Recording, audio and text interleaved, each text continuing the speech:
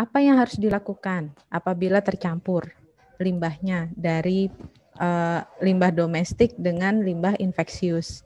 Jadi limbah yang sudah tercampur tadi maka sudah diklasifikasikannya sebagai limbah infeksius karena dia berpotensi untuk menularkan penyakit dan diperlakukan dan dibuang seperti limbah infeksius. Untuk pengangkutan dan penyimpanan sementaranya, limbah domestiknya itu diangkut apabila sudah 3/4 kantong penuh atau sekurang-kurangnya 1 kali 24 jam. Sedangkan untuk sampah basah itu diangkutnya sesering mungkin karena dia mudah membusuk dan menimbulkan bau. Jadi ya memang harus lebih sering untuk diangkut. Limbah disimpan di TPS limbah domestik paling lama 1 kali 24 jam untuk dikelola lebih lanjut. Limbah di TPS limbah domestik itu agar dilakukan disinfeksi. Jadinya karena sekarang takutnya semuanya itu kena SARS-CoV-2, maka kegiatan disinfeksi itu juga perlu dilakukan secara rutin. Khusus untuk limbah padat yang khusus tadi seperti masker, sarung tangan, dan tisu diangkut 3/4 apabila 3/4 kantongnya sudah penuh atau sekurangnya sekali dalam 6 jam.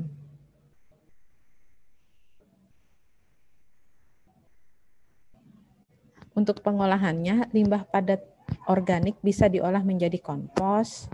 Kalau limbah padat anorganik bisa digunakan sebagai bahan baku untuk daur ulang.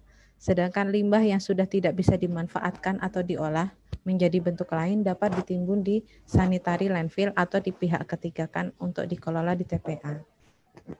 Untuk limbah padat khusus yang tadi berupa masker, tisu, sarung tangan bekas itu harus mendapat perlakuan sama dengan limbah infeksius dan dia disimpan di TPS limbah B3.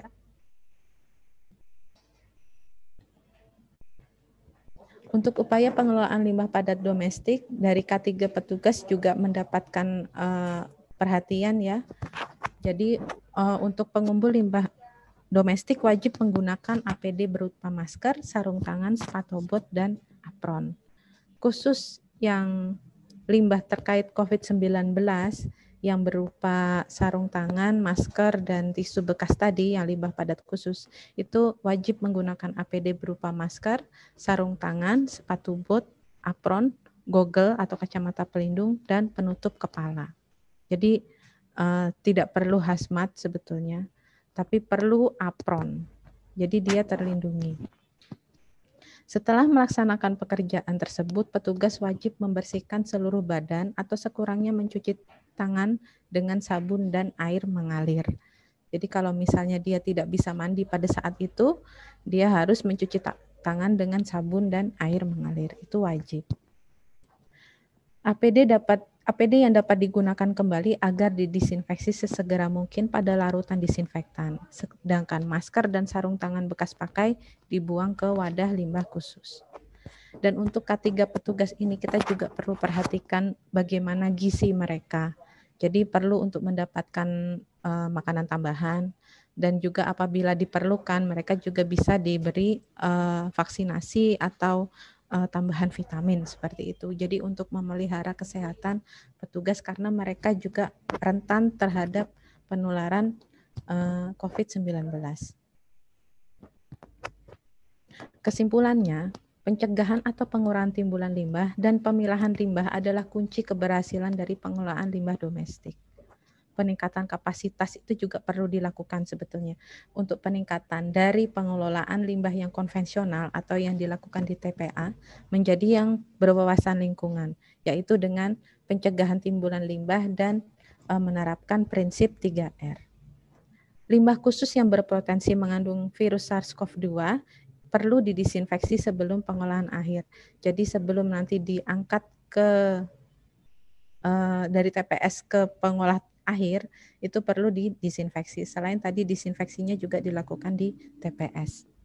Dan melakukan upaya maksimal untuk pencegahan kontaminasi atau transmisi virus dari ke lingkungan dan manusia. Maka saran praktisnya untuk mengakomodir kita bisa melaksanakan 3R, bisa melaksanakan prevention atau pencegahan timbulan limbah, maka baiknya adalah tidak membuang kemasan hand sanitizer apabila bisa digunakan kembali. Lalu mengutamakan pemberian ASI pada bayi karena bisa mengurangi timbulan limbah dari kemasan susu formula atau susu formula ya. Lalu membawa bekal serta alat makan dan minum sendiri karena bisa mengurangi timbulan limbah. Dan kedua, lebih higienis ya kalau kita membawa makanan sendiri karena kita yang mengolahnya dan akan kurang sekali apabila ada cemaran dari virus.